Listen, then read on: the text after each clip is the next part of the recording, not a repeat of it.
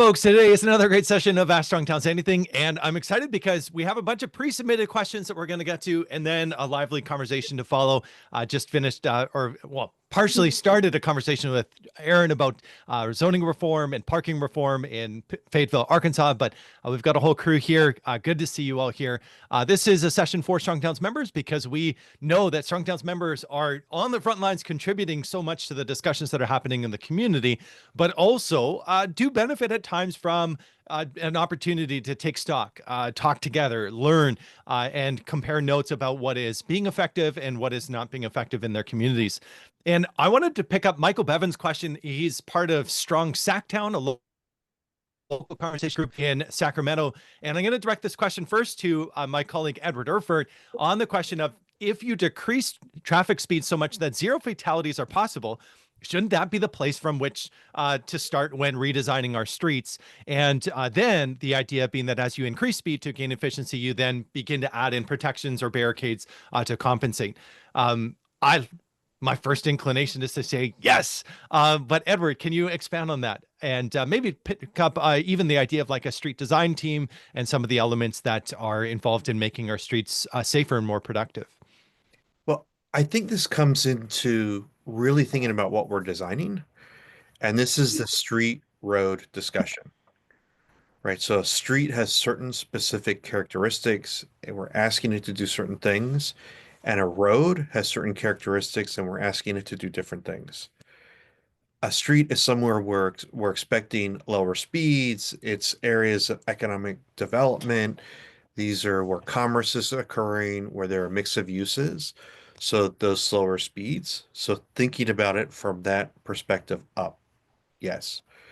If we are then transitioning to higher speeds, if we start to think about what the purpose of that is moving volumes of traffic through, going destination to destination, then we should be asking road questions and we should have road design features.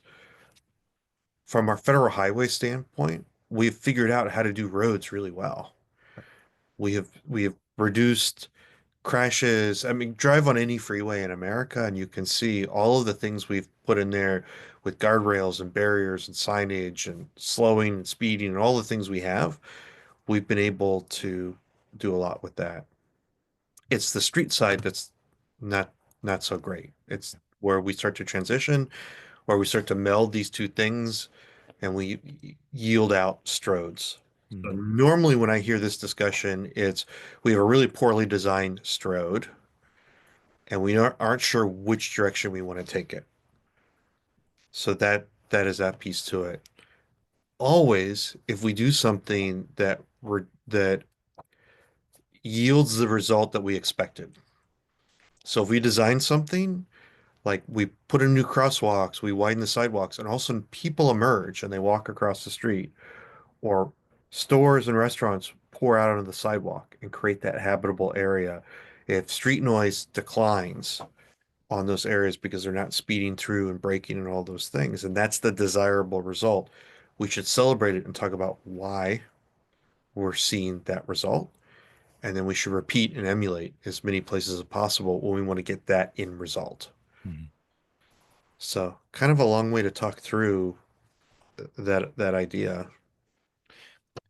And certainly invite contributions from the crew here, but another element of it is that this idea of going back to first principles is, a core element of Chuck's argument in the Confessions of a Recovering Engineer book, that if we really grapple with what are the values that we want to express in the public realm, it will look very different from some of the like built values that we can see around us. And I think the one difficulty that will occur is when you almost sound like you're asking a mathematician. So can you explain to me, like, why do we calculate the radius of the circle? Like, why does radius matter? And they would be like, well, it just does. And we need for all of these other things. And this can be that challenge when the standard is upheld as the core elements. Those are the building blocks that are just as established as the compound, structure of H2O or other types of, we know exactly what methane looks like in molecular form. We know exactly how streets are to function. And so you're asking me to go back to basics, but like there's no need for us to do that. And this is part of that challenging of, I think, entrenched mindsets and the things that emerge into it. But I love that language of let's, I've sometimes used this. I don't know if anyone else has found would find this useful on the question of eliminating congestion. I said, I know a way to eliminate congestion and make your trip as efficient as possible. And they're like, well, what are you talking about? I'm like, we bulldoze everything between you and your destination. That is the simplest way. And then we just pave it and you will get there really quickly. It may leave a scar in the community and it may not, settle everybody else because they also will be doing the exact same thing. So we have already begun to sort of accept that we will have to make some turns and we will also use sort of set routes. So if we're in that process then of beginning to make a decision about those trade-offs, that the trade-off of pure efficiency is one that we actually are not willing to accept, then let's talk about where some of those trade-offs might be, tweaked again, especially if anyone in their community is trying to address a place where either you're doing things like in existing neighborhoods where vehicles are able to travel just a couple of blocks and then they have to turn right to exit that road, but the cycling and walking is allowed to continue to go straight through.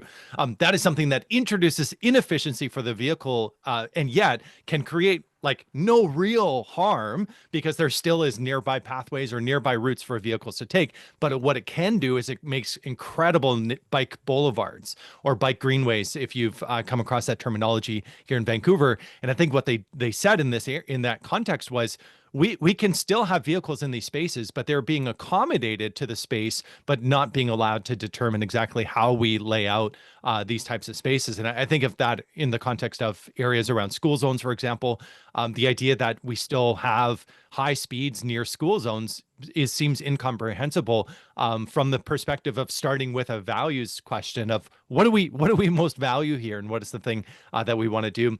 And picking up from Chesla, question that they had asked earlier of just, oh, sorry, this is a long one, so I'll read it out. Actually, here, I'll spotlight it so it's a little bit more visible. I think it'll be a little blurry for some of you.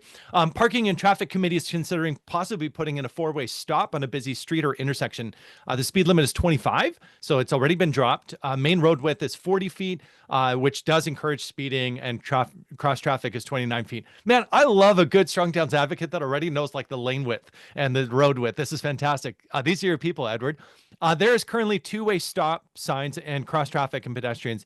Crash data shows 14 vehicle incidents in the last 5 years. So can we do bump outs or a speed table? But the Department of Public Works claims that snowplows cannot navigate over or around either roundabouts or bump outs or speed tables, or roundabouts not considered here. But and the fire department does not want a four-way stop. They can't get through. Is this all bunk? Are there other options? Dissect and address. There is an enormous amount to unpack in all of that. Um, and let me walk through because I don't think there is, I would need a lot more information, but let me walk through some of the things that I found really interesting um, thinking through this. So when we talk about just working through that really, really long question, let's talk about the Parking and Traffic Committee. So there is something in front of a committee, a public committee, to make some decision. My question here is, what actual authority does this committee have in the decision making of this type of roadway improvement? Is this just an advisory group? Um, is this a group that is intended to discern stuff and they share a recommendation forward? Do they actually go and approve something or fund this? Do they have that authority? That that group, the Parking and Traffic Committee, sounds like something the city did because nobody wanted to make hard decisions. And there's probably hours spent with that group setting meeting minutes up and convening and talking through this and getting public comment. That sounds much like the article that Chuck wrote and then was followed up by public engagement is worthless. And specifically for this one, the follow-up where public engagement is worth than worthless. Hmm. So I'm all about the public engagement. I think the public needs to be engaged in it, but are they the technical experts in that process? How do we align technical experts and then bringing those community pieces forward? So there's that piece to it. We also, if we are thinking about these types of the way that this is described, it's being described as a busy intersection. So that is an observation that's coming out of it. When I tell an engineer that it is a busy intersection, what they trigger in their mind is throughput. Oh, it's busy. I need to Hmm. reduce all the friction. I need to open the pipeline up so things can move through faster. If more cars move through faster in a shorter amount of time, we will unlock the busy. Hmm. That's not really what happens, but that terminology. So the other thing is when we talk about busy intersections, busy for who? Like really, so it's important when we are describing stuff in the public, getting the terminology out there that describes facts and describes where we want this to go. So, is it an intersection? Is it busy through the throughput where there's no stop signs, or is it busy from where there are the stop signs? Is it busy because you've got lots of choices that have to go on at that intersection, dedicated turn lanes, uh, crosswalks, traffic lights, buildings close to the street? Is it busy just because that's on the road out of town at rush hour everybody takes? Is it busy because there's a school and there's lots of kids walking across the street? So, really kind of thinking about that piece to it. Then I start to go through and I think through, we have a lot of data and facts, which is great. Let's talk about the speed limits. The speed limit is posted at 25 miles per hour. So 25 miles per hour shouldn't relate to busy. So my question would be on there is, are people actually driving 25 miles an hour? Right. Is that the actual speed of drivers? We have in the Strong Towns Crash Analysis Studio course, we teach people how to do a citizen-led speed study. This is it's 2 hours of somebody's time or number of cars, but you block it about 2 to 3 hours. You get a speed gun off of Amazon and you go and you do a speed study on that street, and we give you the form and Tony explains how to do it and you put that together. That will help to show what the technicians will call as the 85th percentile, but the speed in which people are naturally driving. Are they driving at 25 miles an hour or is it really 35 or 40? Hmm. It will show that. The speed study will also see, if you look at what we've done in the crash studios, it'll show you if they're cars that are going 10 miles an hour or over during your time frame. So during that time frame, were people able to get to 50 miles an hour on a 25 mile per hour road? So I would want to look at that on all the surrounding streets to see what is occurring with those pieces. When I try to describe these areas, and you'll hear it, sometimes I will describe it poorly. We try to be really rigorous in our editing when we are publishing pieces out about streets and roads, but looking at even on the main road, just by using the terminology, the main road is busy. So we are now reinforcing throughput and the primary routing. Yeah. Now, what are these primary routes? When you look at a map in Google, look for the streets that are yellow. These are the ones that are these kind of, um, maybe at one time it was the highway route through town, but the bypass has been built, or maybe the designation for funding, they took the main street and gave it a state highway route. So now it's a state maintained road and it meets all the state highway standards. So what I found that works really well and helps people rationalize where we're at in the world is, even to outsiders, describe it by the actual street name. Main Street, Elm Street, Third Street, Martin Luther King Boulevard, whatever those pieces are, and describe in that context in a traditional city that has a street network. The urbanists will tell you there's A and B streets, but from a transportation side, all the streets are equal in weight. Even if it doesn't have, even if it has stop signs, even if the offsets of the connectivity of it, but in a city, theoretically, all the traffic could choose multiple routes in the city.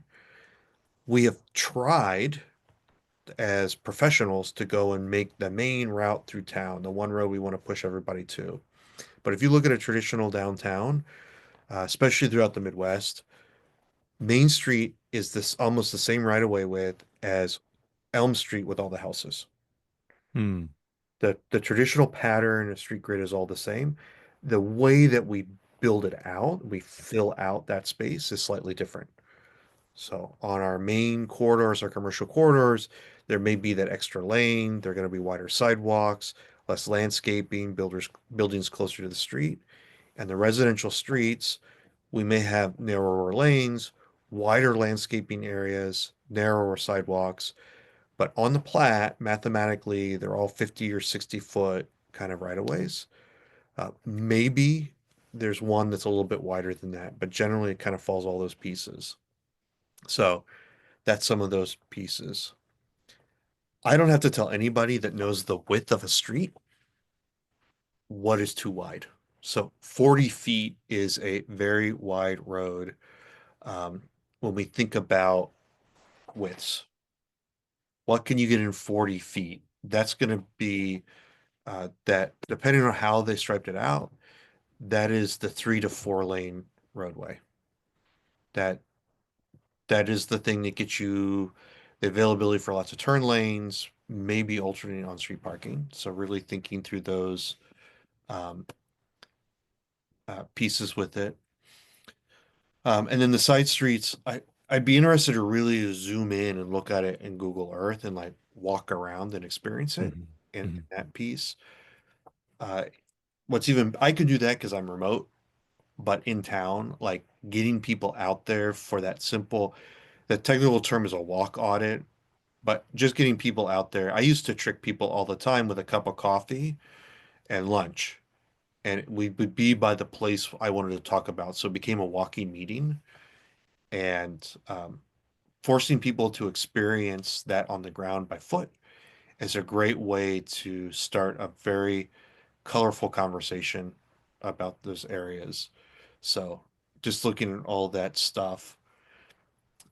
Also looking at when there is a throughput with stop signs, stepping back, figuring out where kind of traffic moves throughout the city and trying to figure out at that stop sign, the folks that are at a stop sign, is their concern or is the friction they have of making a right turn into the flow of traffic? Like there isn't enough brakes in traffic, there's too many cars to easily get out, or is it the left? And now they have to navigate across multiple lanes of traffic. So thinking through that, what we can see in a lot of these situations is that the one of my mentors in the roadway design world, he talked about at an intersection, humans in their mind could only comprehend 3 choices at one time. Hmm. Some of us are above and beyond and we could get the fourth. But like when you think about coming up to an intersection, you can look at the forward, you can look in front of you, you can make the decision to look either side of whether you're going to turn, you can pay attention to things in the intersection, but then add the radio to it, add the conversation with somebody sitting next to you. Yeah. These are additional choices that are filling the space. If I'm at an intersection that is a 4 lane road or an intersection with dedicated turn lanes and pedestrians and oncoming traffic, I start to add complexity to that intersection. Mhm. You actually can sometimes get more efficiency and a safer street by removing that complexity, by removing a lane, by right sizing lanes, by converting roadways to other things. You're reducing the complexity, but you actually can increase the efficiency and the Mhm. safety of it. Mhm. Um, And Yeah, the comment here from Greg that stop signs typically move traffic much more efficiently than lighted intersections and at, a fraction of the cost.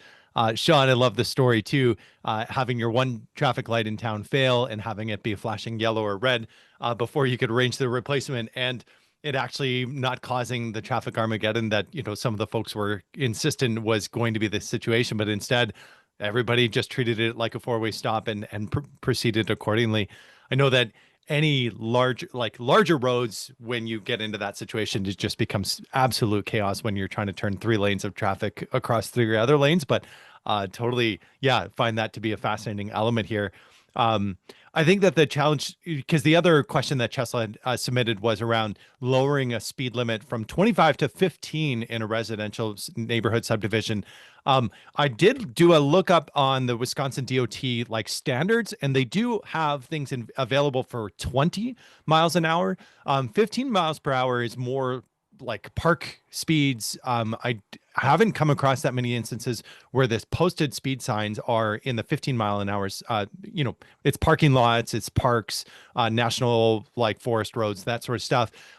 But the whole idea that the posted speed limit is not the preeminent determinant of speed that's actually traveled, I think is really important here. And it can be one of those situations where getting the city to say, hey, could you do the posted sign thing is going to like jam their gears. And so turning around and saying like, all right, let's introduce some of the features that we know to make for a slightly improved pedestrian experience, or people being able to walk through these areas.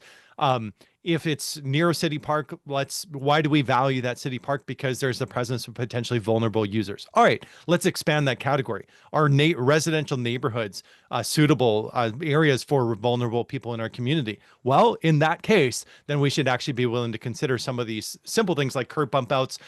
Again, anywhere that we have a fire hydrant, let's allow neighbors to figure out how they want to mark that off. It's a no parking zone anyways, so just say you're allowed to basically put up a couple of planters around that fire hydrant. Whatever the different types of things that you would have, the edges of driveways, if people aren't allowed to park there, say you could actually like intervene into the street a little ways in on summer days when you're not doing street cleaning. In the winter, I do think that there is some value in asking the question, how do our snowplows get around? The flip side of it is, as Chuck illustrated in the article I shared about the cost of an extra square foot, is if you can persuade them that they have fewer passes to do on the same stretch of road because you have narrowed the roadway sufficiently that there's a travel lane and then nothing more that they need to cover, it may actually free up some resources for things like the small units that clear sidewalks or the small units that clear bike paths and do those other types of things. Or you simply just leave it as it is, but expect more neighbors to participate in doing those things. So we'll come back to street safety in a moment here. And I do want to call attention earlier in the chat. I also dropped in free access to a session with Barka Patel on turning a strode into a street. And then also through my executive powers, I created, Barka Patel did the National Gathering keynote address last year. That was fantastic. It's been available this whole time in the Strong Towns Academy. It's a little bit hard to navigate. I think we did send it out to members, but I just made it a public preview so that'll be available. The link is just up a little ways as a thank you for being here, because we're glad to have you here and definitely want to continue to provide resources to you as we go. Oh, I thought I had, let me see if I can find, shoot. Sylvia, I had your question and now I can't find it. So I'm going to stop showing my underwear. That's what I consider it when you can see the underside. I can show Sturgeon Bay while I'm searching because I think this is interesting. Edward, I mean, to me, what's interesting is just this is how things used to be built, and you can see how it actually frames the street, allows for that space to actually be, even as a driver, I'm coming up here, I'm expecting some type of interaction with an intersection coming up, but I also don't have full visibility, so I'm naturally inclined to slow down. Then we get the stuff that they built, this is probably a government building that's been turned into a strip mall. Tell me if that doesn't look like a lot of clerks' offices and city, police, municipal offices. And like everything is designed to just create open landscape. And yet it actually makes things a lot more difficult to navigate. And this is, it's a lovely, lovely little town. So I would definitely, oh, look at that. So got some street markings. Yeah. Where, While I where, search for Sylvia's questions, what do you notice and anybody else? can you drop that link? Oh, yeah, yeah. You don't want to follow along on my screen? I want to make it big. um, Actually, I mean, Sylvia, you're right here. Do you want to introduce your question and I'll post it in the chat for you? Sure. I don't have it in front of me, but Okay. I remember what my question was. It's about public transit. So a lot of cities are having like transit crises right now because there was um, there was a decline in ridership during the pandemic, and a lot of cities got like emergency funding, and now a lot of that funding is drying up, and they've been relying on state funding in the past. The state funding is not keeping up with inflation and the costs of transit. So all these cities, Philadelphia, Pittsburgh, Chicago, they are facing transit funding crises. They're trying to get transit funding. I live in Philadelphia. I live in the Philadelphia area, and so my city is affected. And I'm just wondering, like, we are trying to get state funding. I'm a huge public transit advocate, and I'm wondering, like, from a strong towns perspective, how can we move our transit systems towards a more resilient, sustainable funding model? I don't see a lot of stuff about transit in strong towns, so I just want to get more perspective on that. Mm-hmm.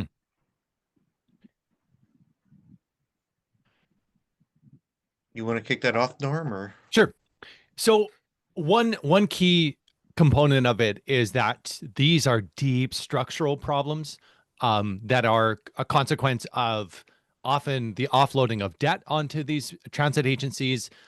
Every time that a new capital project is funded, but there's no corresponding operating costs or operating cash infused to enter in, there's the expectation to run an ever larger system off of fare boxes, but simultaneously to cover the costs of the debt payments for the capital project. So if even if a third of the funding comes from the federal government and a third of the funding comes from this transit agency, they are borrowing that money for capital projects that then obligate them to run that material in their system. And the result is a lot of our transit agencies across North America have a significant amount of debt load that they're trying to manage while simultaneously also having to cover the operating responsibilities for it. So first money to get paid out is to the debt holders, which means that there's a fraction of what's available to then run the system. Another consequence or another challenge is that in an effort to try to provide the capacity for lower income individuals or people with limited means to be able to navigate through their city, but through this sort of broader public lens of viewing transit as charity, the consequence is that fares are exceptionally low or even artificially low without sort of the corresponding effort to tie that to congestion reduction or clear demonstration where it says, hey, this line was brought in, it materially meant that we did not have to construct a new highway interchange, or as a consequence of beefing up our transit in this area, we have materially made it possible for us not to have to invest additional dollars in very expensive vehicular transit or access. And as a result, being able to justify that almost through pools of money that are set aside to say, we were planning to spend, $20 million on this interchange. That $20 million is now earmarked for transit for operations. Instead, it's often just to the capital side. So there's a lot of things in which the math is off, very sort of bifurcated. We buy a whole bunch of equipment and then we just expect the machine to run it without sort of the necessary costs that are associated with that. I also think that the role of the public sector unions have played a role in this, in creating the conditions for example, resisting any kind of automation, the automation of especially subways and other light rail that's on a track. We have examples here in Vancouver of SkyTrain operating very effectively with automated control. I know this is a whole other area, but it is one of those things where the cost calculation for proceeding to systems like that is significant. When you can remove labor costs, when you can have flex service in your flex capacity in your transit system to be able to provide a high level of service without necessarily having to have a whole bunch of drivers on standby ready and waiting for when that concert lets out or when that public emergency happens and a bridge is blocked off and we know that there's going to be extra capacity. We have in our system the ability to call in additional trains without having to call in additional staff, and that can be one of those longer term sort of structural fixes that certainly helps. Another core element that we would say every transit system should be working towards is something that up until recently, a lot of legislative setups didn't even allow for. So in British Columbia, where I live, our transit agency was not allowed to buy property near transit stops and stations and then flip that property in time as a way of funding its transit expansion.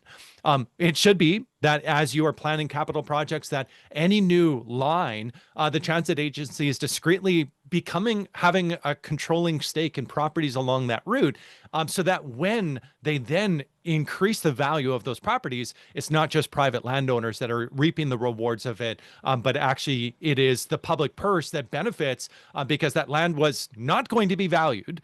Then the provision of transit service, when it's quality enough, actually increases that value, and then out of that, you sell that, and from that you can either continue to expand your system elsewhere, or you are going to improve the existing services through the new funds that are available. There is this allergy, as I said, with fares, to having the fares come even close to covering the costs. And I think that that's a missed opportunity. It isn't that we should expect full pay, because there should be this recognition that transit systems often have sort of knock-on benefits to a broader swath of society than just for those that are in the buses or on the trains. And this is where I've said, we shouldn't have a everybody bike to work week. We should have everybody drive to work week, where everybody gets in a vehicle to go to school, to go to the store, to go to those things. And I haven't come up with this myself, and if everybody is in a vehicle all on the same week, it would be absolute carnage. And the consequence in a lot of our cities, and the consequence would be that you would suddenly look with a lot more compassion and interest in having other people use a bus service, other people take a system that is available to them. But the bleak news for transit is that these deeply underwater systems are really screwed. That's a technical term, meaning that they're very fragile, very dependent, but also really, I think, poorly led. So this is me venturing a little bit into politics, but we see situations where fiscal cliff, the language of fiscal cliff is a bargaining tool. It is not a tool of responsibility. It's a tool of, we are going to make the situation so dire that if nothing happens at the higher political levels, there will be such an immense political cost to pay that the results will basically get us what we want. So you see this with systems that are fully funded up until such and such a point when all of a sudden they're, $400 million in the hole. That's not a fully funded system. That is a fake, or extend and pretend sort of system that just says, yes, we have currently right now the money that we need, but we've made no provisions for the long-term protection of our system. We are fully dependent and have always, and have the full expectation that we will continue to be dependent on outside resources to come in, raising then the question, why should those resources come to your city and not to everybody else? Are rural areas, especially rural areas, are they subsidizing sort of city transit systems? Now, the question of what subsidies within our cities are, where they are flowing, I think is an interesting one that Urban 3 has made valuable to explain, like the amount of urban subsidy for suburban areas that are lightly developed is very distinct from and sort of invisible to the types of subsidies that are much more visible in the form of transit subsidies for more built up areas. In that context, I think it's a fair question to say, hey, is there anything that we could do to perhaps move roadway funding, which is significant to transit funding, which is less significant. I had a conversation with a city council member in Baltimore who was insistent. She said, we're doing amazing things for people for cycling and for people that are walking. We are one of the leaders in this. So I don't know what you're talking about that we're under investing in this. I said, here's the balance between how much you spend on roads versus how much you're spending on any of these other types of things. I said, your priorities are still baked into your budget. So whatever your press releases are saying, I wasn't this bold, but I was more diplomatic, but it was, whatever your press releases are saying, it's at odds with what's actually in your documents. And I think that can sometimes be that question of where we are sort of investing the scarce resources that we have. So the long-term reality is that a lot of our systems are poorly routing resources into areas that perhaps there can be some service cuts for a time, even as uncomfortable or as painful as that might be. You also need to look at systems like Brampton, I believe Mississauga as well in Ontario, but also like Houston, where they just said, we need to pivot away from the idea that we provide extensive service to the whole of our city. And instead, let's really focus on corridors that people are able to access to improve service. And if you can begin to do that, you'll see more fares coming in. We sometimes will then sabotage that by offering discounted fares for everybody and their dog, and creating a really poor experience. The last element of it is we have to expect better in terms of the core maintenance and standards that we hold our bus contractors to. If you're contracting that out, the buses have to be clean. We have to run quality services. And we can actually do that often through a work culture shift, not even through necessarily the provision of more resources, just the standard that says a bus doesn't leave the yard if it's not been properly cleaned. We don't, run this in a way that makes it apparent that it's just for poor people or those that, we deem to be not deserving of dignified transportation options. So that's a very sort of bold, I hope somewhat provoking context to share. But Jonathan, I'll throw it over to you, and then Sylvia, if you want to respond, or Edward, if you want to weigh in as well. Yes, a quick thing I was thinking of saying to Sylvia, because of her question written. The problem, I think, is getting a constituency. I'm thinking about long-term strong towns approach. With transit, you need to have some sort of constituency. People who say, hey, I ride it. One of the things I learned that was very difficult from the pandemic was that because of cuts in service, people had to find other options. And those who did take transit said, okay, well, I'll have to get a lease on a car or use that. And then some of those people went back to riding the bus, but some did not go back to riding the bus. They stayed riding the car. And that was a huge hit on transit services because they lost the constituency. And this is not just the constituency of people who pay, but those who would vote the way we could say you want them to in terms of funding. There are a couple other things like cheats I know about here and where I am. They can get more money if from higher agencies. It's not the good way to do it, but it's a cheat to keep the bus system alive is, we'll do this one long route that nobody takes, but it's got a higher mileage and it's a loophole that lets us get funding. So it's something that's, kind of like a last ditch effort to keep the finances there. I don't know if Portland has anything like that. If it's just like one route that's like, hey, it goes to a mountain over here, and then maybe you'll get more funding to get you through. Mm-hmm. Yeah, I've seen a number of comments in the chat about local funding models and relocalizing the in a sense the pain, but also then the profit of this type of work. But Edward, I got two short thoughts. The first is that our transit providers will not be successful until they break away from the reliance on federal transit funding.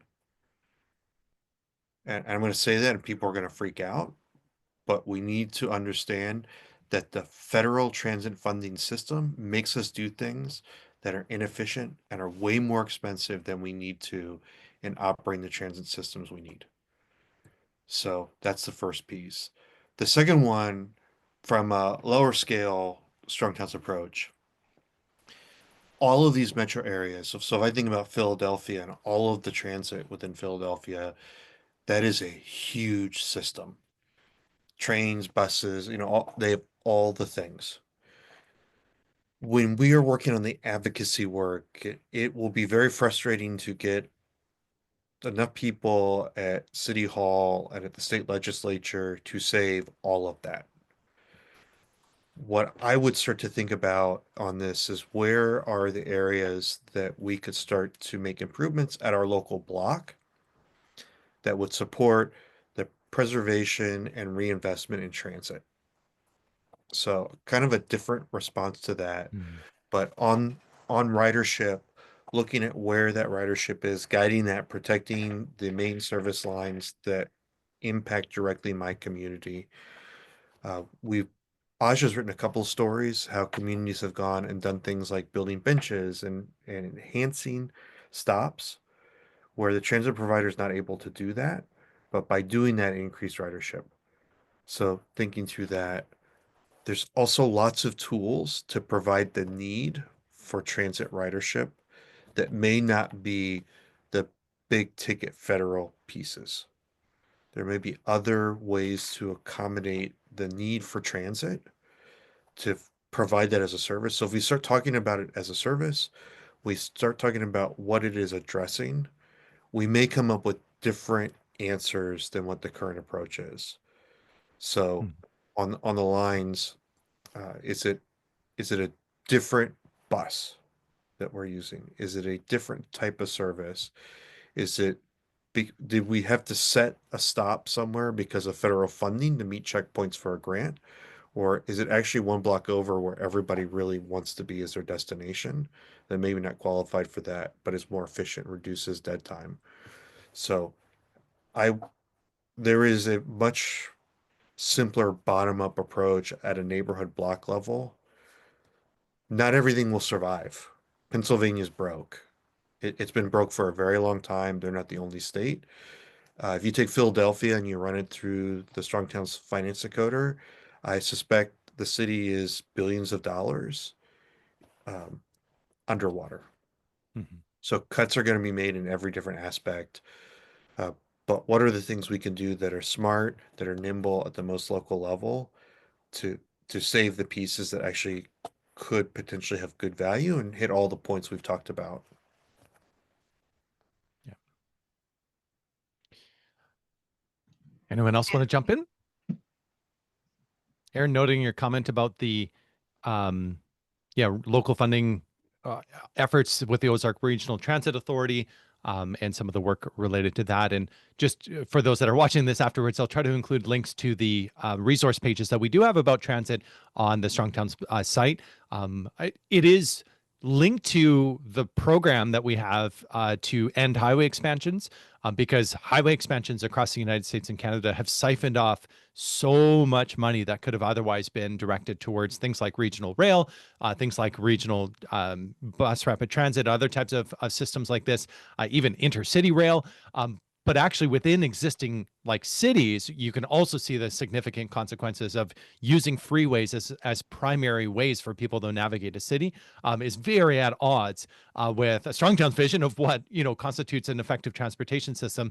And as a result, the opportunity cost of having consumed so many resources and sort of doing the work in an area, it basically creates a dead zone that you cannot do other types of projects in that same area unless you either double down on the amount of construction that's happening or you sap the efficacy of the new project with the corresponding alternative that's provided to it. And so this is definitely one of the big challenges that we face. And I think as strong citizens, we need to be thinking about these things. What happens if tomorrow transit gets cut in your community?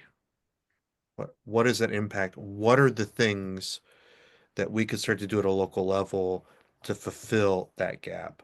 And that's another approach to be thinking through this because the reliance on transit or the funding sources that transit relies on are fragile.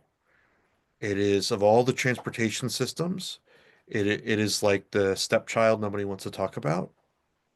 I just saw in Maryland, they have their long range plan that's set up for all the road projects. There's 81 highway expansion projects ahead of expansion of the MARC commuter train. Hmm. It's going to be a long time to fund 81 highway expansion projects before the train sees money. So these are the sorts of things. What do we have? What is within our control? What are things that we could do as citizens to do that? Is there advocacy for it? Yes. Are there things that we could do to explain this and help help to organize the thoughts behind it? We could do that. Are there other alternatives for transportation that could be provided at the most local level Mhm. that are not that piece? Um, so there may be other components when we go through and we talk about that four-step process for public investment. The key here, the thing that's going to be the biggest struggle in this discussion is identifying where somebody is struggling in this problem. Because there's like Norman threw like 10 minutes of all the things.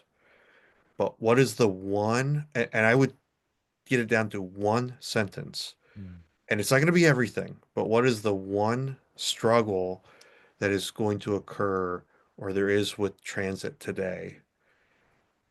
And begin, once you describe that one thing, begin to work on that one thing. And every community that we have done this type of coaching on the four-step process, that one thing is the thing that everybody says, oh, that's too simple. It's not going to make a difference.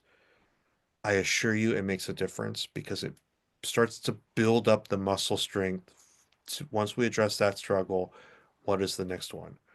So when we at Strong Towns are writing articles about benches at bus stops, it's not about a fun little bench that everybody came together as a community and painted. It is an advocacy program Yeah. elevating our transit systems. It's adding value back into that. It's teaching citizens how to be citizens, to raise awareness. Right now, many bus stops, people don't know they're bus stops because it's just like this number in the sky above it, and who knows where it goes. You put a bench and somebody sits there and they show up at the bus stop a couple minutes earlier. They now are eyes on the street. They're now an advocate for that. People can talk to each other about who they're, where are they going? Where does this bus go? That type of experience starts to come up. So Mhm. Mhm. yeah, there's no silver Can I, bullet. There's no more cash out there for this stuff, but really started thinking about that differently is going to be extremely important. Yeah. may I jump in? Yeah, Saeed. Yeah, I'm I'm seconding what the previous question suggested that Strong Towns has not. Maybe I haven't seen that much material on public transit because uh, Edward, here in Richmond, we have bus stops that are very beautiful. We have solar panels on top of them that even LCD screens that shows the next bus when it's arriving. But when we are trying to use it, it takes 4, 5, 6 times of if I'm using my bike to go somewhere. Yeah. So there's much more into the system, like routing, how to route the bus, how to schedule the buses so that I don't need to change 3 buses to get to my destination, especially because we are using smart cards to pay our fares. So the transit company has all the data on uh, Right. destination and start point. So they could use that to make a better transit plan, which we are not seeing it. We are still seeing they are stuck into the simple one street, one route from east to west, from south to north. But I'm looking for more material to learn how we can improve the system, considering the technology that we have. So Yeah. people don't shouldn't need to wait such long waits to change buses and to Mhm. So if we go through, if there are things that could be done today, all of your bus providers generally have a public board There is a board that you as a citizen can get on and participate with.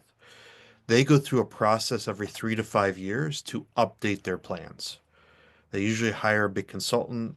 They do a big public engagement process with it to make these decisions.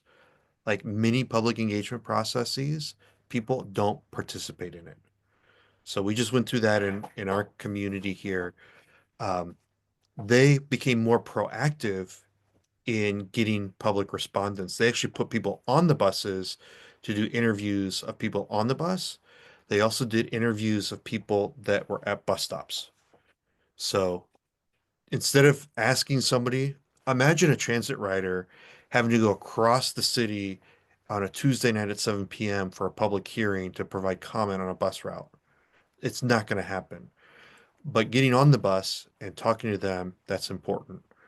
In our community, we have an MPO, a Metropolitan Planning Organization, that participates in that, has its own group. That's another participatory group you can get into. So getting into that to unlock why and where they're picking stops, how that's being done. And I can tell you from my own participation locally, we have relocated bus stops and added efficiency in the route, keeping our bus system afloat. And I'm in a rural area that doesn't you wouldn't think has a lot of bus ridership on it, but our buses are at high capacity. It's seen as a service. It's funded by multiple sources. The funding they have isn't at risk at that federal level, but it's taken that type of engagement of figuring out how to use that because very few of those, well, the consultants you hire to help you figure out how to do the bus routing may only ride your bus once. They're not the daily riders. So getting involved with that, um, it that's something we can do as strong citizens. So getting engaged with your bus provider, they all have public panels and advisory committees and those pieces. Getting involved with that, they don't get the input that you think they should get. And my experience is they welcome that input because they can say a citizen or a rider supported this that helps to move stuff forward. So that's another thing that we all could do in that process. I talk a lot about doing walking audits. If you're a transit rider, how many of you have invited your mayor, your council member, your alderman, a planning commission member to ride the bus with you or to do a bike ride? Like sharing those experiences and letting them see what actually happens on, on these transit routes. Let them see the people that are there. Uh, that's another thing that you can do because you're sharing that experience. And if there are things that aren't right, if you're on there and you realize that somebody riding a bike has outpaced the bus, then you can start to talk to them about, why is that happening? Is that because we're in traffic? Is that because there are too many stops? Uh, do we have the wrong size bus? Are we stuck behind another bus? Like, are there the same 3 routes on this one street? Could we distribute that? That's the stuff that observationally starts to emerge by participating on those boards, participating when there's surveys. I I am I will say it amongst friends, when my community provides some sort of survey for public input, I will fill that survey out as many times as there are days in the week. I will go through and make sure there's an enormous amount of participation in that and take advantage of those pieces. And then go and grab somebody that is on the decision-making realm on this and participate in the use of the system with them and introduce it to them, let them see these resources. Our local transit providers, they took they have a spare bus that looks like a trolley that they use for certain commuting things. And they offer that to local governments to go tour around if they need transit. We took advantage of that to go to the different transit places to introduce them to the services that the transit provider provides. It made it very easy when budgets came up for them to contribute to transit. It made it easy for city managers to direct public works to make improvements at transit stops and to direct staff to put stuff on the website to raise awareness to it. But it takes lots of those little steps at those local levels of doing.